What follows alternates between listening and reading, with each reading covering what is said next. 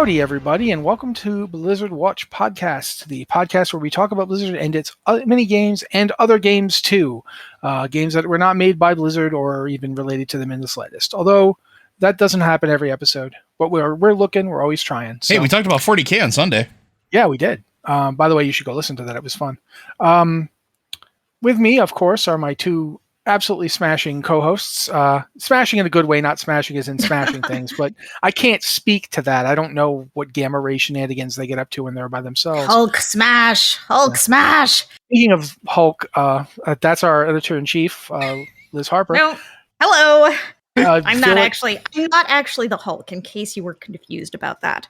Yeah, and also with us is Joe Perez, who, if he were picking a superhero, I'm pretty sure it would be Spider-Man. Yeah, there's the Miles zero. Morales version. I 100% have a spider sona. I have my own like offshoot powers modeled after a specific spider.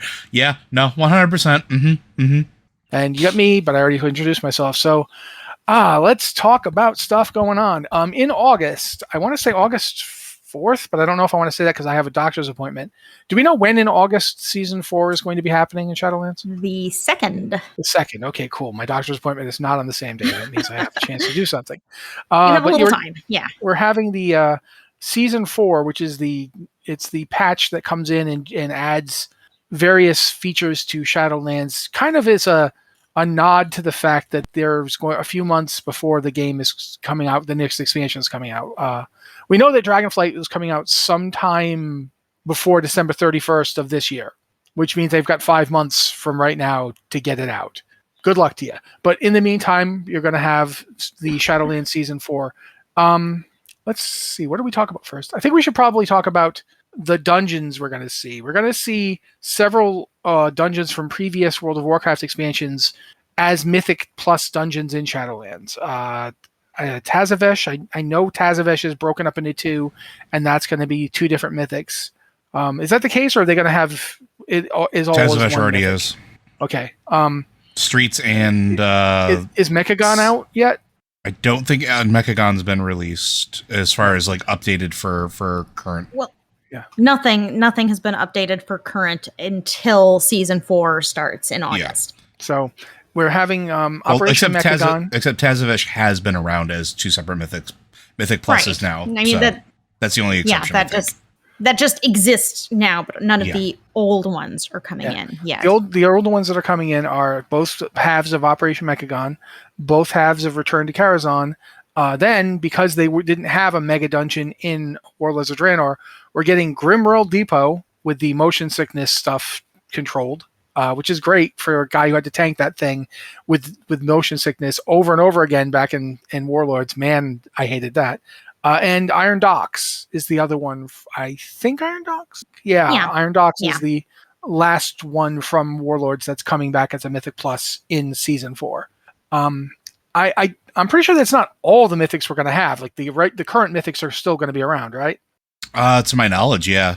Yeah, I haven't heard anything about them taking the other stuff out. No, they're just adding these ones in. Yeah, it's literally just adding new stuff in so that they can, expand. And I don't want to say expand content, but like I've been doing Mythic Pluses now with friends, and you kind of get, I don't want to say into a rhythm, but you kind of memorize the patterns and the routes and everything, and it gets real samey real quick, despite changing for each season, and what it adds in is the extra for like higher keys and adding older dungeons that one are fun, but two force you to think about routing differently at that point is just, it's good.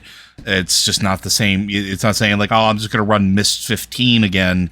I know exactly the path that I'm going to take with this. It's going to be the same thing every single time, whether it's quaking or bolstered or whatever. Instead, now it's like, okay, well, what do I remember about this dungeon? What's my optimal path for it? Like, how do I pull? Like, where do we go with things? And I'm here for it. I'm here for bringing back a lot of those older dungeons to do exactly that. Speaking of that, though, this is something that I know that I'm pretty interested in. I think, Liz, you talked about being interested in it. We're also going to have, like, once a week, there will be a faded affix, which is applied to one of the 3 Shadowlands raids that existed before. Actually, it says here it's going to have Sepulchre as well. And the faded affix, when it goes in, it will actually update the challenge and the item rewards. There's a new currency as well. Not really sure how the currency works, but you can use it to purchase 3 pieces of normal difficulty faded loot from the raids locked behind a quest chain that you have at the start. So you're basically going to be running, in addition to running, say, usually at the end of an expansion, you just run the same raid over and over again. You run the last raid. Or you just stop. You just stop. Yeah, because it's like, okay, I have everything. I'm done. I got my achievements. I'm bored. I'm out until the next expansion. So now basically with this affix added to dungeons, you now will have the equivalent of, I don't want to say Mythic Plus raiding, but it's something like the Mythic Plus dungeon idea. You'll have 1 raid a week that you can go back to, and the loot will be worth getting, and the fights will be different. They'll have new difficulty stuff added to them. Since you two both raid more than I do right now, I won't be trying to come back to raiding until Dragonflight. So why don't you guys talk about what it's like now and what you think it'll be like once we get the new faded effects to different raids? I talked a lot. Go for it, Liz. I think the faded affix is really interesting because we do have this thing at the end of every expansion.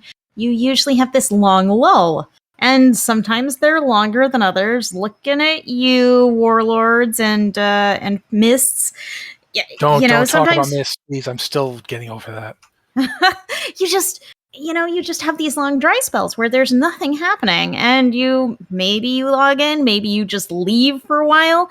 And this seems like a great way to kind of revitalize additional content.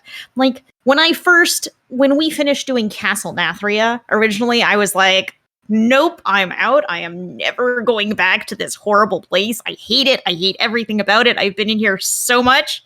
I don't ever want to go back again. But now now it's been long enough that I've kind of forgotten why I hated it and why I hated, doing 200 pulls on Sire Denathrius to get him down.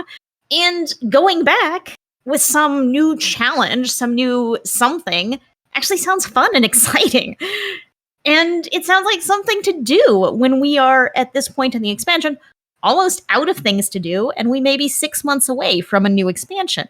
So without something like this, I would probably stop playing because there's nothing to do. I mean, I might, I'd log on to get achievements and stuff like that, but there's no new challenging content. We're going to clear the current tier, and then it's like, okay, what do we do? Like, you hit a point where there's not really a reason to keep trying to upgrade your gear because the new expansion's going to come out. It's all going to be, obsolete very quickly. And it just starts feeling like nothing has a point. And okay, it's still kind of nothing has a point because that's all true. You're going to go to the next expansion. Everything's going to be obsolete pretty quickly. But you have something to do that's fun and different and new in the meantime. And it seems like a great way to refresh old content because things like Castle Nathria, that is an amazing zone. It has so much detail. It has great boss fights. It has amazing voice lines. It's a lot of fun. It's a really good raid. And as it stands, you would usually do that. You clear the raid, you get out, you don't go back. You go on to the next one, and you don't go back. And that does seem kind of, I don't know if this is the right way to talk about it, but like kind of wasteful of the developers' time because they spent so much time working on this cool thing, and you do it for a while, you do it for a few months, and then you're gone and you never go back. It collects dust back there. So it seems like a really good idea to revitalize these things with new challenges and new loot that make them interesting and make you excited to go back again. My only concern here is that it's my understanding that these faded raids will have a 1 week lockout. Like they're going to switch every week. Yeah. Which one's faded. And it's like, okay, can our group actually clear one of these raids if it's challenging and new in a week? Can we do that? I don't know. And can you save the lockout, or are you just going to be stuck? You go through in a week and then it's done and you start over with the next one. So I do wonder about that. I kind of like it though because of that, if that makes sense. So everything you said, absolutely on board with. I'm right there with you. I agree.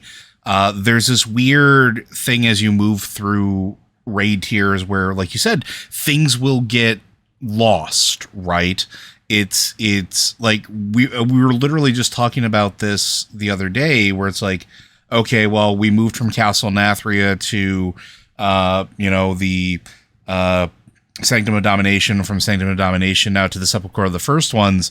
And once those new ones became available, and often before the new ones become available, you just stop with the old one, whether you have all your achievements and everything. Having a reason to go back and experience that content, with whether it's with just adding this affix in, doing the faded thing, I think is actually really, really good. And I think it's potentially fun, because here's the thing, like, a lot of the raids, like, they're not perfect, but they're good. They're very, very good. The developers spent a lot of time figuring it out. Counter designers figure out a lot of, how to actually, as Matt loves to point out, and I believe it's a great thing to remember, how to lose convincingly. Dude, we have fights that frustrated the hell out of us? Yes. But going back when you're overpowered, or going back once you get the hang of it, it feels wildly different. And now adding this in, it's like, okay, we get to a point where we can clear in one night, or one night in another day, then yeah, something like this would make sense. Make it a little more challenging, give you a different reason to go back to it, and clearing it in a week on a lockout, it gives you an incentive to actually do it and push through it, and then it rotates through. Sure. Questions about the lockout? Absolutely. Like, I get that too.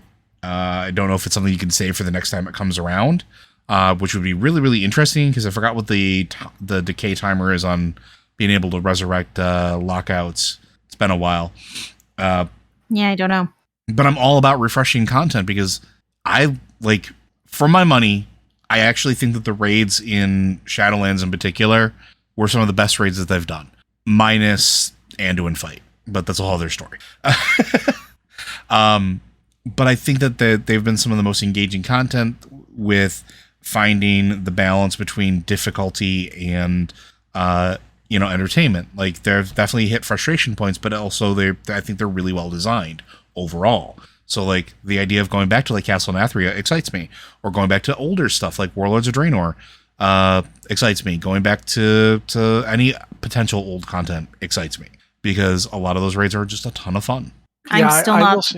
Oh, go ahead. I'm still not looking forward to going back to Grimral Depot, but other things, yeah, sure, I'll grant that.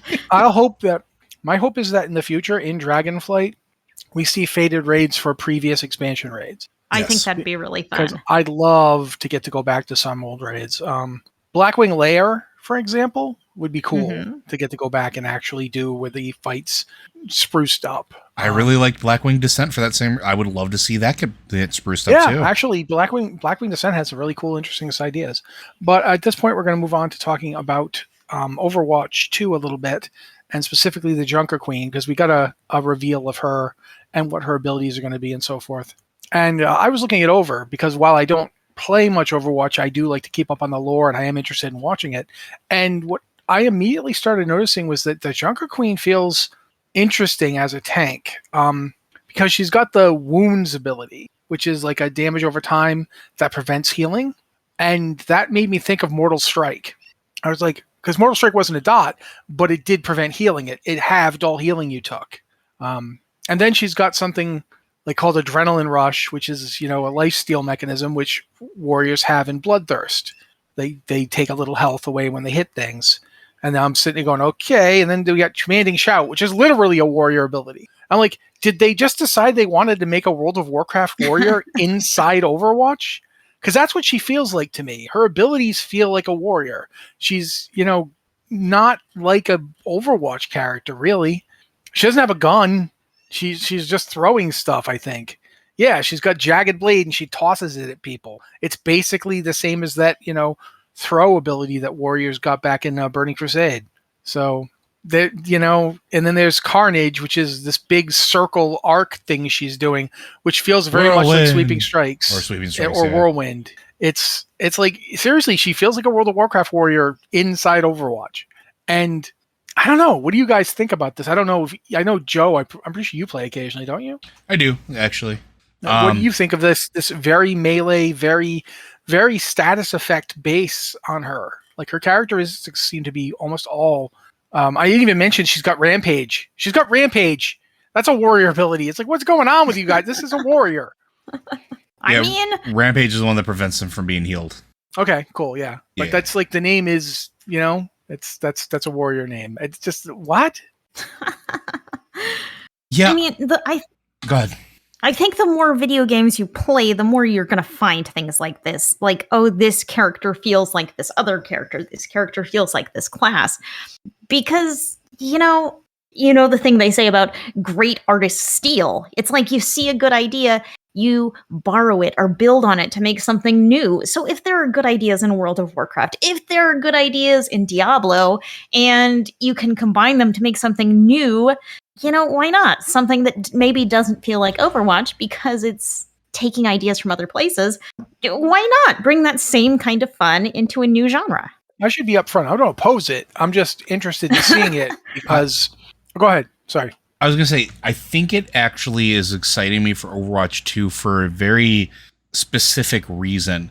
Overwatch 1, no matter what you do, is a very binary game. Kill the opponent, block damage, heal damage.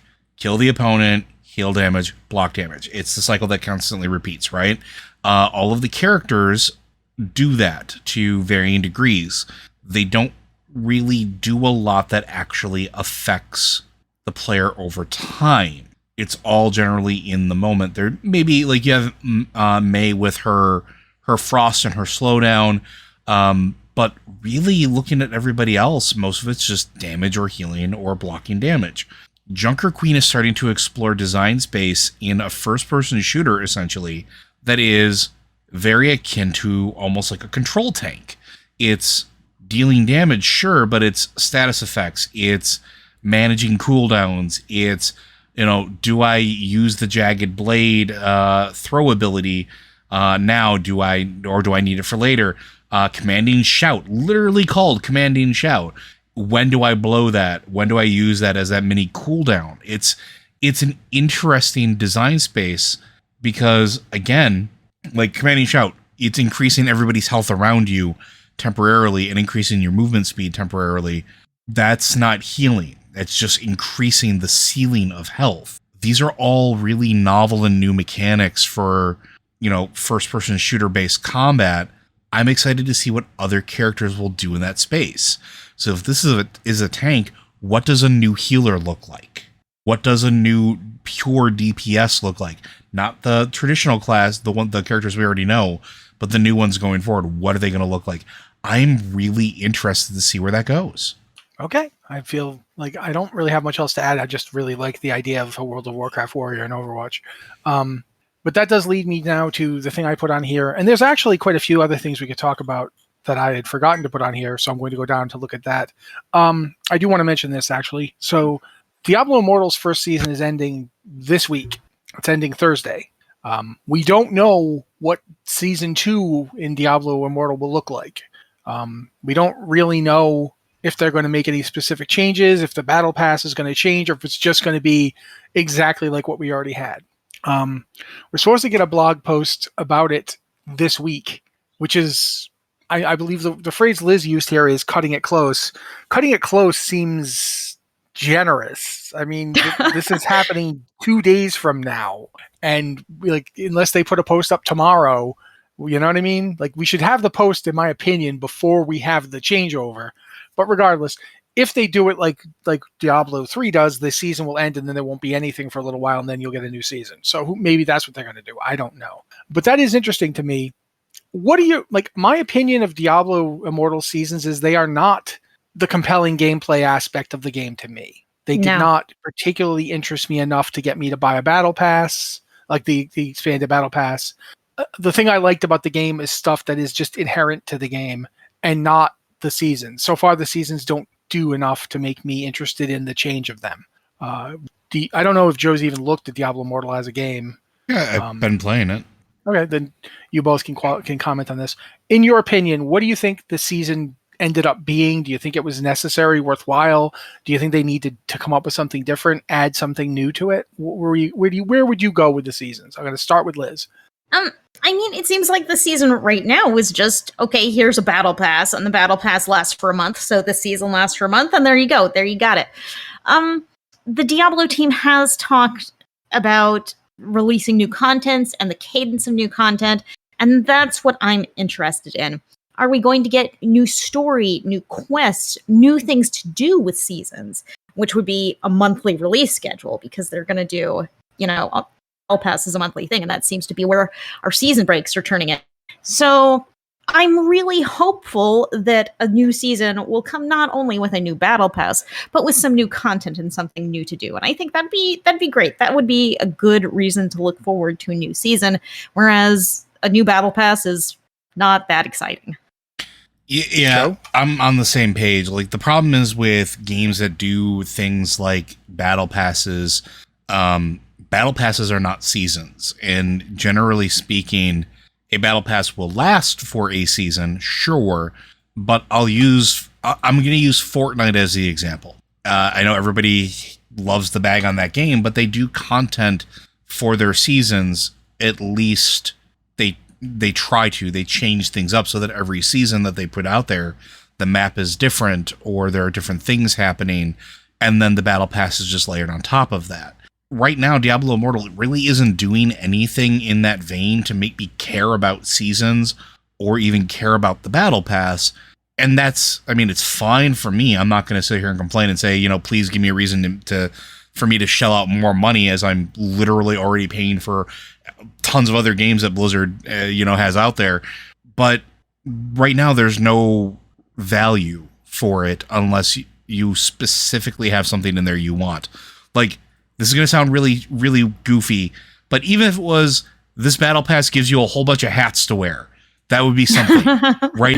Like, yeah, no, I don't see that as goofy at all. Because literally Rocket League does that. They do that with their battle passes, right? My car wears a different hat as I level up through the battle pass. Like, and I'm okay with that. That's at least something. And like, and maybe it wouldn't be enough to get specific individual people, but it is a something. I understand what you're saying. And the other thing that sorry, go ahead. It does have one cosmetic armor set, but I believe it's just one cosmetic armor set at the end of the battle pass. It's not a ton of stuff. It's not a ton of exciting stuff. Yeah, and if throughout the season you unlocked parts of that cosmetic set, then at least you'd feel like, oh, this is worth progressing through. Not like, if you get all the way to the end, here's a cosmetic set. I mean, that would be a lot more like Diablo 3 seasons, where you get pieces as you go. And that's exactly what not exactly, but it's very similar to what going back to Fortnite, what they do. Like, when you unlock the character skin from having the battle pass, as you level up the battle pass, the items that character gets, the costume gets progressively more detailed or levels up as it goes along, till it gets to its ultimate form at the maximum level. But like, the other thing that a lot of battle passes do that I don't think Diablo does, or Diablo Immortal does, is, and I'll call out Fortnite and Rocket League and even League of Legends. You get, like, if your battle pass costs you $15, and I'm just throwing out an arbitrary number, you get at least $15 in currency back just by playing, on top of all the other rewards. So like, if I buy a battle pass for $10 on Fortnite, they call it V-Bucks, like, you get that value in V-Bucks back if you do the whole battle pass. If you're playing enough to justify wanting to buy the battle pass and you level all the way through, you get your money back as V-Bucks on top of all the other rewards that you've unlocked. Rocket League did the same thing with their battle pass. It's a lot of the ones that do it well, a lot of the ones that have a positive feedback loop, put that into there, whether it's your Riot points or whatever it is. If you're spending $10 on the pass, you get $10 in currency back. I don't think that's very smart. And Diablo doesn't really do that, right? Like, no, I don't think so. Like, you pay and that's it. I don't know if the pass gives you the other currency. I haven't really looked into it that deeply. Well, there are like 3 versions of the pass. There is the enhanced battle is you get some crests, you get some cosmetics, you get some emotes, things like that. You do get some things with value. I don't know if that comes back to the $10 a month. There's the collector's edition enhanced battle pass, which has cooler cosmetic item, I think is the big thing with the collector's edition. Mm-hmm. And then there's the Boon of Plenty, which is, I believe, $5. And that's basically currency rewards. And it adds a stash. It adds 6 levels to your stash as well. And you get a bunch of currency rewards and crests. And that may actually be as much value as you pay for. But I'd have to do some math there. See, and as long as that happens, then I'm fine with it existing. But if it doesn't, then I have a problem with battle passes. So yeah, I think in general we can all agree that this particular battle pass hasn't done a lot to make us feel like it's necessary, aside from it just the baseline one that you just get for playing the game does pretty much anything you're going to need it to do. And there's not anything in the battle pass for the one that we've just seen that makes you go, well, I really want to have that duck armor. Not that I would necessarily, but I mean, it depends. If life was like a hurricane there in Duckburg, who knows? But yeah, I think that's fair enough. I want to move this on because we have some other things to talk about here. One is that Murder at Castle Nathria, they've been revealing cards pretty much every day. And the expansion release is in August. It's on the 2nd, I think you said again? Yes. So at the same time that they're going to be dropping Shadowlands Season 4, they're also going to be putting out Murder at Castle Nathria. And that means they're going to be doing card reveals pretty much for a month. Because it's July 5th right now. That's pretty normal for Hearthstone to just do a series of card reveals day to day. There are, I believe, 135 new cards, and they'll do a couple of reveals a day, and we'll just keep doing it until the expansion gets here. So yeah, that's the game where Murloc Holmes tracks down Sire Denathrius' killer. It was me and about 12 of my friends. We came in a group and did it. Can we mention how much I love and hate Christy Golden for writing that stage play? Because now all I can think about is actually doing an audio drama based off of it with how many people do I actually have to get for voice acting, and do I have enough effects banked inside of my computer to actually follow? Like I have a sound effect board of I don't know, thousands of things and sounds that I've just collected over the years. Right now, can I do it? Me imagining.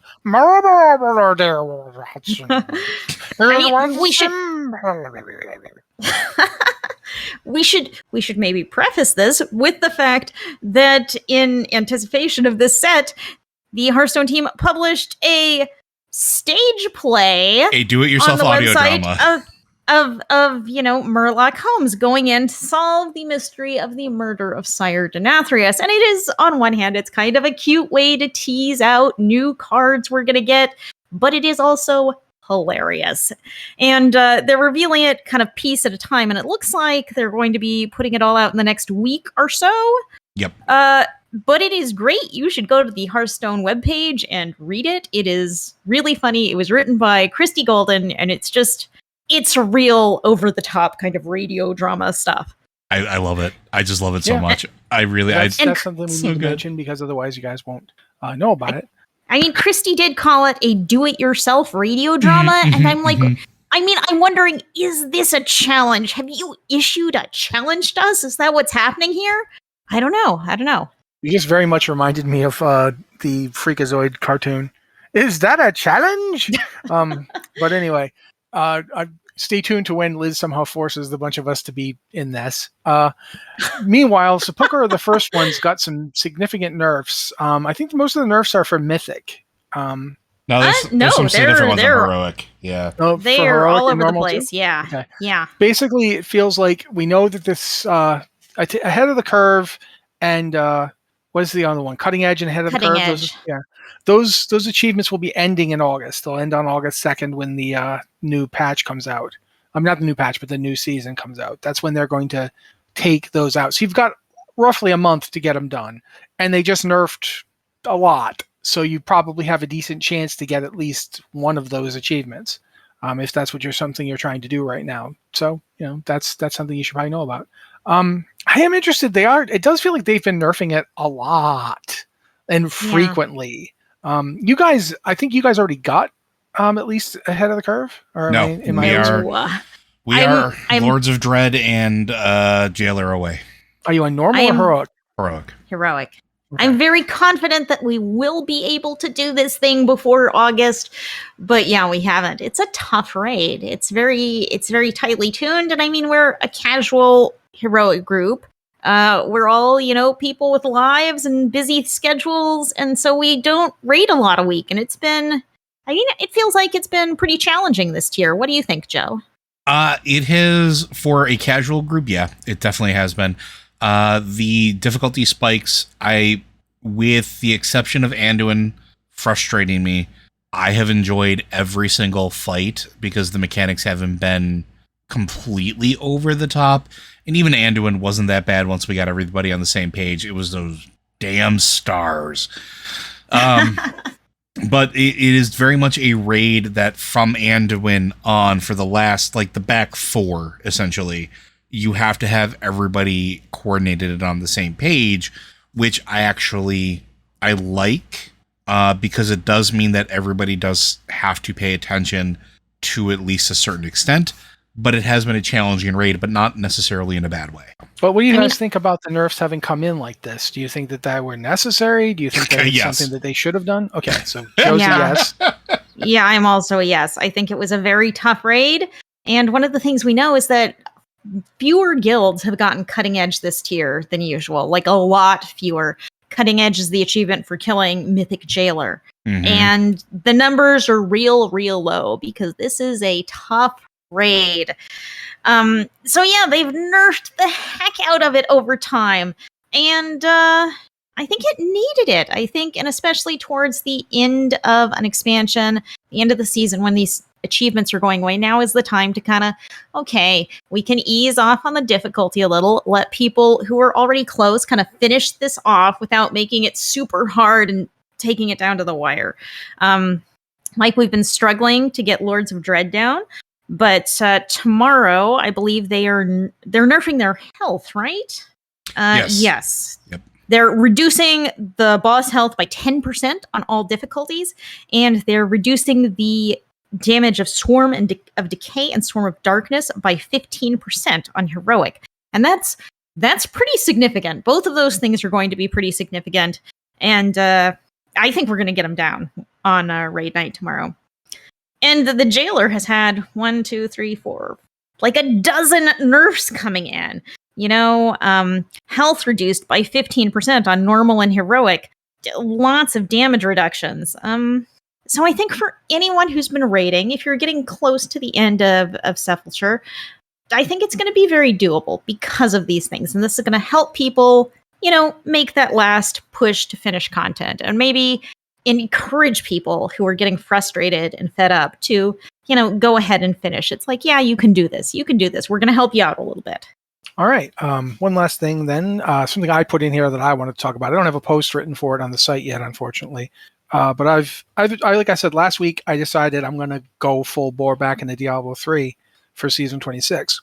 Mostly because I wanted to see the new Wailing Nightmare experience, which I have now seen and which I like, actually. It's quite fun.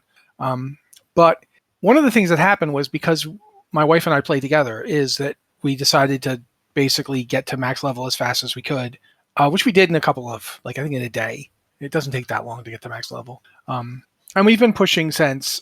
Today we did a Greater Rift 80. And again, we're not by any means, we're not super great. I'm sure there are people who are already Greater Rift 120 or something.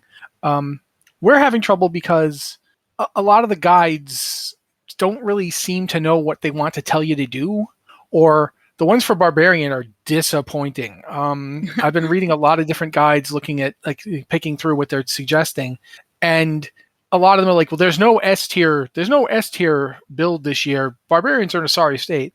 And I'm sitting there going, okay, well, I guess I'll just have to build my own builds then and see what I think I like about those. I've actually found a few I liked, but I really feel like this season, more so than other seasons that had season themes that had directly affected your power, this season is one where experimentation is really better than finding somebody else's guide. Because I came up with a seismic slam build that has permanent ancients. You wear 2 pieces of the Immortal King set and then 5 pieces of the Pull of the Earth set with the Ring of Royal Grandeur as your one of your 3 powers. And that means you get full 6-piece Earth and then 2-piece Immortal Kings, which means your ancients always stand up. You turn the ancients into a damage sponge with together as one, and now you just go around just slamming everything. It's actually a surprisingly viable build. We were running like I said, we did a Greater Rift 80 today, and we went relatively few deaths. I think we died once, so not too bad. And it's not a build that anyone will recommend to you. It's certainly not one I found anywhere else. So I feel really strongly we're at a weird place where this is the end of Diablo 3's lifespan. Because Diablo 4 is coming out next year. I don't know when next year, but it's next year.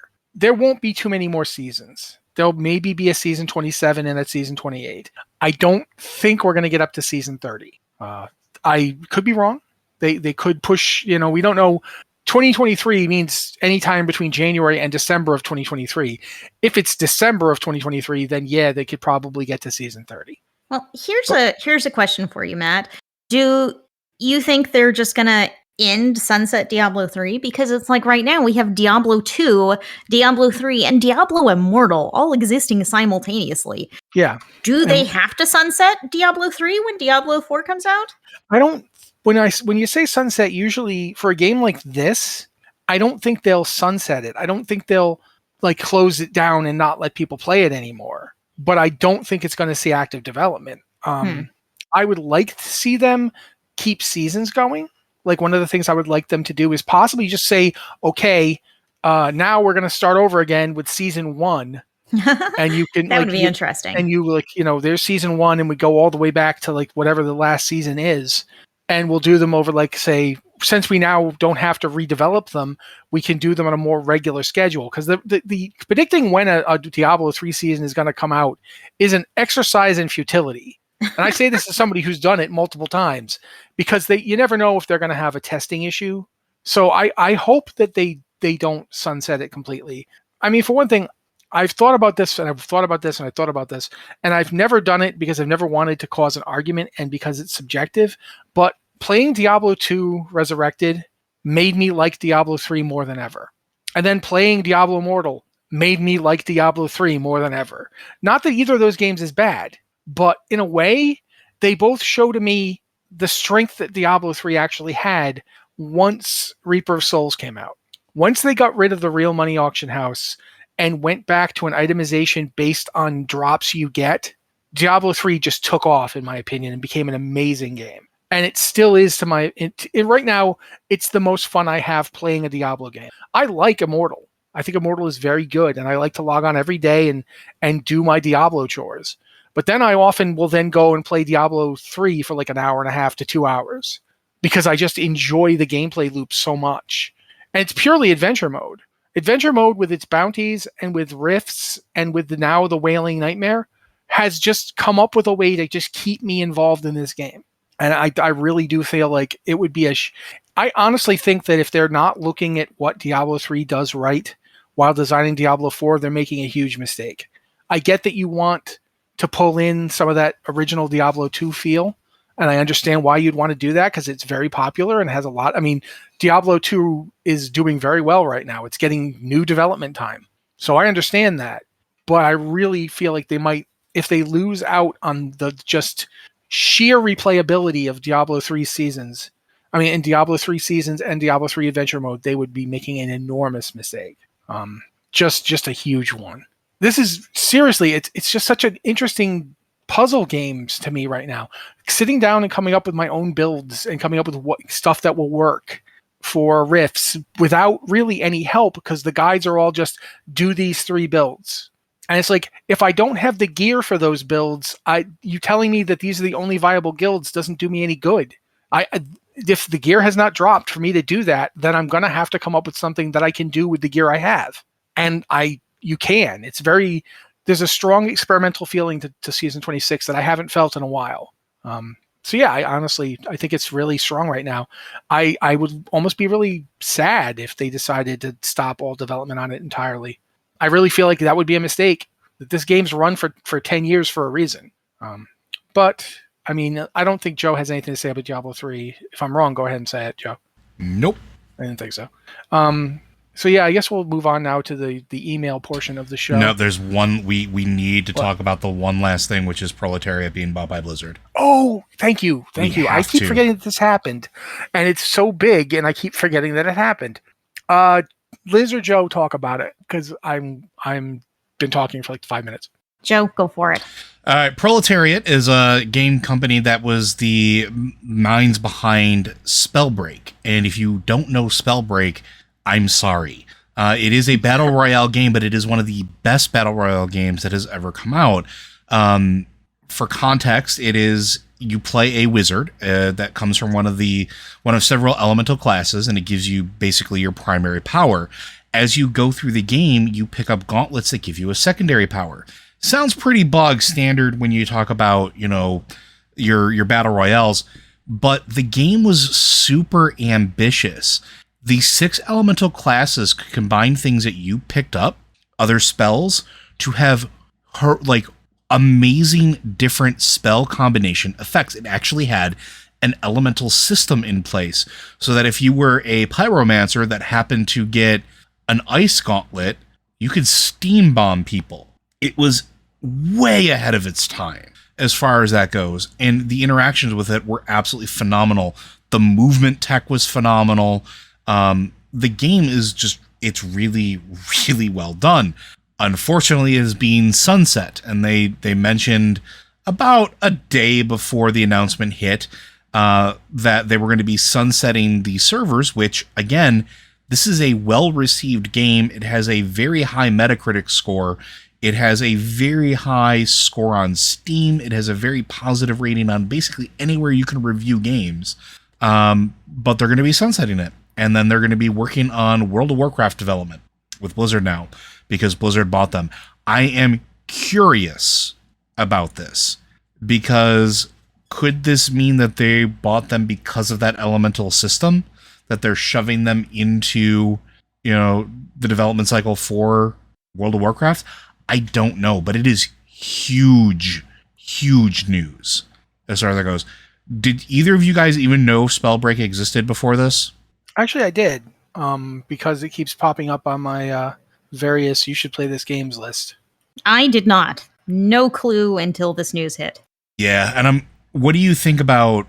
And that was just like the 1,000-mile stare view, or whatever you want to call it, the 10,000-mile view of what was going on, or what that game was.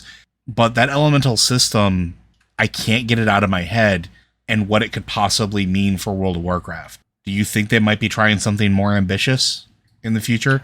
It's hard to say, because the last time that WoW added a bunch of people to its development cycle, we got Warlords of Draenor.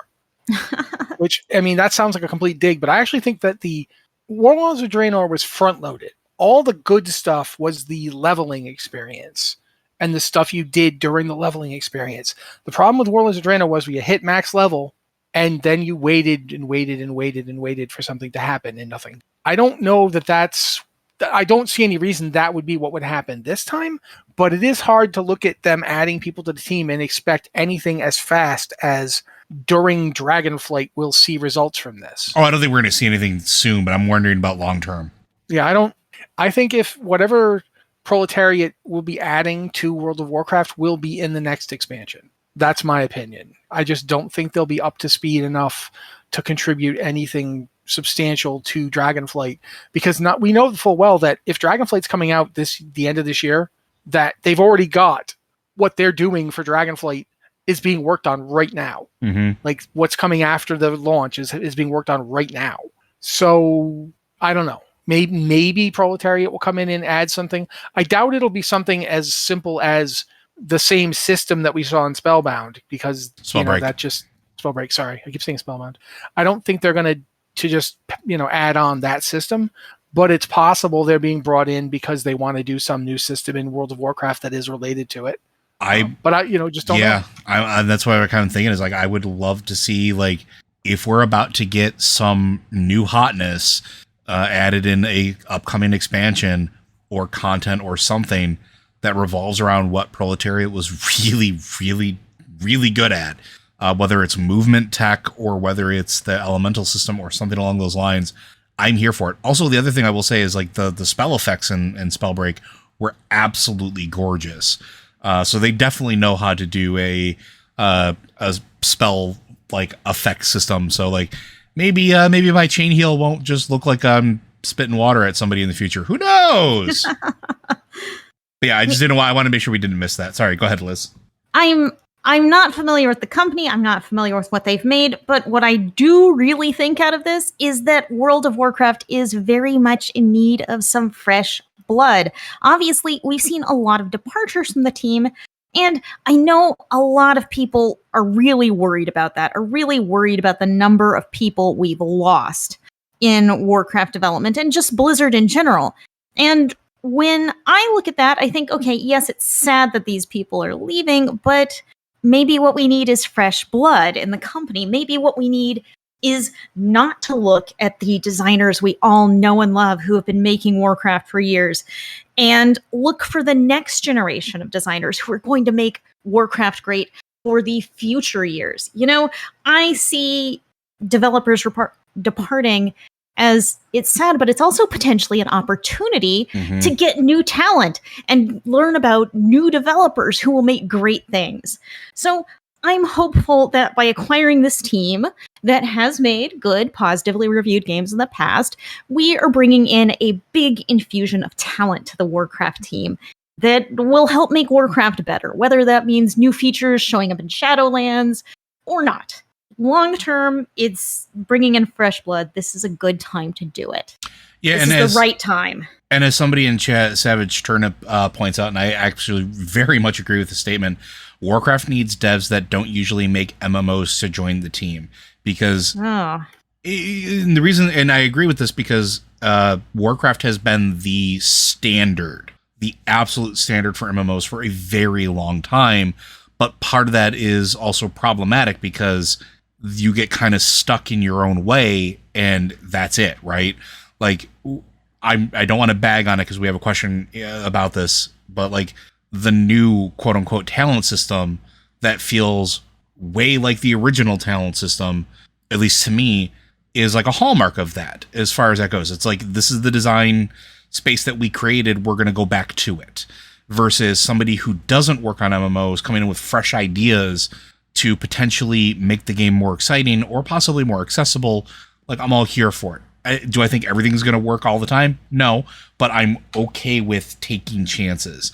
And I think Savage Turnip is right. I think having devs on the team that haven't been making MMOs or specifically making MMOs, I think is a good idea. You need new ideas to come into the team. And I think, bringing in a team of known developers, that's a great way to do it. All right. I'm sorry, you guys started talking, so I started doing transmog. Gotta get my weapons, yeah. I have the stream up here. Is that a sword made of rainbows that you're wielding there? Yes, it is. Yeah, see, this is a place where Warcraft could steal some ideas and add a sword made of rainbows. I mean, that'd be a really smart decision. I'm just saying. Just saying, if anyone's listening, this is what you should be thinking about doing. Here's my rainbow wings. My rainbow butterfly wings. You wonder why I've been like obsessively playing this game the past week. I mean, look at me. I'm a butterfly. I'm a butterfly with rainbow swords, and I cut people in half by spinning at them. I mean, it just doesn't get better. Or sometimes I just charge people like that. See, just charge people. How you doing? So yeah. At this point, however, we're going to move on and do some their questions that we do. So if you guys have questions for us here at the podcast, first off, you can email us, and I encourage the heck out of you to do so. At podcast@blizzardwatch.com with the subject line podcast or Blizzard Watch, so we know it's for this show and not one of the 600,000 other podcasts we do. Or you can go to our Discord server. We've got the Q and Patron podcast channel, which is it's Q and podcast channel for non-patrons. And then there's the Patron Q and podcast channel for patrons. If you're a patron of the site on Patreon, we do look at your questions first because you guys make it so we can afford to keep doing this, and we want to give you something back. It's just something we like to do. So I'm going to say first up this time, Joe. Just going to say Joe. I'm not going to do any of the things I usually do. Just Joe, go for it. And he won't do it. No, I apparently was talking into a mute because I'm a professional. This one comes from Tetsemi. Since Shadow Priests get to choose who they worship, pick old god themed talents, what would Matt do for warriors, and Joe do for shaman, and Liz do for paladins? Before I turn it over to you guys, I wouldn't do anything, because the core tenet of a shaman and choosing your spec is leaning hard into the elements already. So there really isn't anything to do with like elemental favors that I could really think to add that isn't already part of the core class. So nothing. yeah, that's all I got. So you guys, what do you think? Well, I would honestly, first off, I can already come up with something for Shaman, which I do play from time to time. So I would have there be specific packs you could make with the various elemental lore. And if you wanted to be like a pact of fire shaman, there'd be a talent for, summoning and controlling fire elementals. It wouldn't even be summoning and controlling.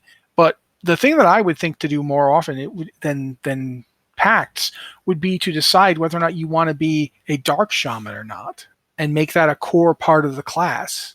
Like a dark shaman player isn't asking, he isn't bargaining, and he isn't discussing. There's no entreating. A dark shaman player is forcing, and that would have different effects on spells. Maybe it would be a negative to your healing, but a positive to damage, or the other way around if you're just compelling spirits to heal for you and forcing them to do your bidding. That's one thing I would think to do for shaman. For warriors, I would actually, instead of it being the old gods, it would be titans and Titan Forged. I think a lot of warrior stuff, in order to make warriors actually have some kind of flavor, we've kind of been running away from the concept of individualized warrior things like the Mountain King or the, I can't think of the word, the one that Torin had, big totem that they hit people with. I can't remember. I think it was like Tribal Chief or something. I forget. But we could basically go to an idea where everybody like picks one of the various members of the Titan Pantheon, and there'd be like a Nozdormu one. Oh, not Nozdormu. That'd be cool for Dragonflight, actually, now that I think about it. You can make packs with dragons. But like you could have an Aman'Thul warrior who's sped up and slowed down, or an Aonar warrior who like was not just fighting for life, but had Aonar's like grasp on them, so they would much harder to kill, and so forth. That'd be something I'd go for. Liz? See, I have trouble thinking about it for Paladin because all Paladins have such a similar theme. It doesn't matter what kind of Paladin you're doing. You're kind of, you're working with the light. You are wielding the power of the light against, your enemies, its enemies. I don't know. Like, it doesn't feel like something that has the same kind of themes as a Shadow Priest might. The old gods kind of inherently bring a lot of flavor, and each of them are a little different. And that makes kind of a compelling reason you could pick talents that kind of make you lean into one or the other. There's a lot of color there, a lot of flavor there. And I don't really see where that fits with Paladin, where there's a lot of sameness. Even if you look like, okay, we've got the Order of the Silver Hand. Maybe you could say you were pledged to this Order of Paladins, you were pledged to that Order of Paladins, you were pledged to that Order of Paladins. Totally something you could do, but, it seems like it would be very samey. But one thing I was wondering is what if you had something that's kind of like the Druids' affinity talents? Because right now, Druids have a talent row dedicated to affinities. You can have Resto affinity or Guardian affinity, and it kind of gives you a little taste of another spec in your spec. Like with Resto affinity, you get this passive heal over time that just is, I think that one's one of the really powerful ones if you're doing content out there, because you have a little bit of extra healing oomph. But what if Paladins had something like that, to where I could be a holy paladin with protection affinity? So I'm holy, but I have a little more tanky ability. I'm a little harder to kill. Maybe I could even off tank if I needed to. Or maybe I go Retribution affinity, and then I have a little higher focus on damage and hurting things. All in the name of the light, of course. But, I mean, it's just tough. I really like the affinity system for Druids. I think that's a very interesting way of hybridizing them. But not every class has this inherent thematic thing like Shadow Priests do. So it's hard to think of something similar, because there's not anything that's quite similar. See, I would have thought you'd want to do something along the lines of the various paladin orders. That's Liz did mention that, yeah. Yeah. I just don't see where you would go with that flavor. Like, where are you going to flavor your paladin with that? Well, I mean, I guess Silverhand, you, instead of summoning maybe pure manifestations of the light, they take on a more Titan-esque aspect because, you're summoning Tyr. Right? Yeah. Like, whereas if Blood Knights would be, calling upon, the power of their for lack of a better word, their blood, their heritage, the people that they want to protect and defend. Yeah, there's ways to do it, but I think you're right in that paladins tend to all be of a sameness. And we don't really have shadow paladins, although I guess they could exist. I don't know. Well, I mean, the closest thing we have to shadow paladins are death knights, right? Those are basically Warcraft's version of the anti-paladin. Yeah. I guess we're done. So Liz has to read one. I think we should start rolling dice to see who reads this. The person who gets the. I will point out, guys, we're basically at a show. I think we have time for one more. Yeah, pick one question. Liz, just read through this and pick something and read it. Pick something and read it. Just read everything. Question for the Blizzard Watch podcast. We're getting 4 old dungeons put back into the pool at the start of Dragonflight. Going off of lore or thematic reasons, which do you think would be good to add? That's from Mirtini. I mean, we've had a lot of dragon-themed dungeons over the years. I mean, Warcraft has so many dragons, and I love dragons, so I'm super into more dragons. I don't know. You have so many choices if you're going for dragon-themed things. You two know a lot more about the game lore. What do you think would tie into Dragonflight well in terms of older dungeons? I've been thinking about this since they said they were doing it, and I was like, okay, how are you doing it? What is it? Are you just going to bring them up to date? Like, I think Uldaman, you're basically going to a new secret part of Uldaman that we didn't know about. Yeah, there were a couple doors in Uldaman we couldn't get through, right? Yeah. So we're just going to go back to Uldaman and go into a part of it we hadn't been to before.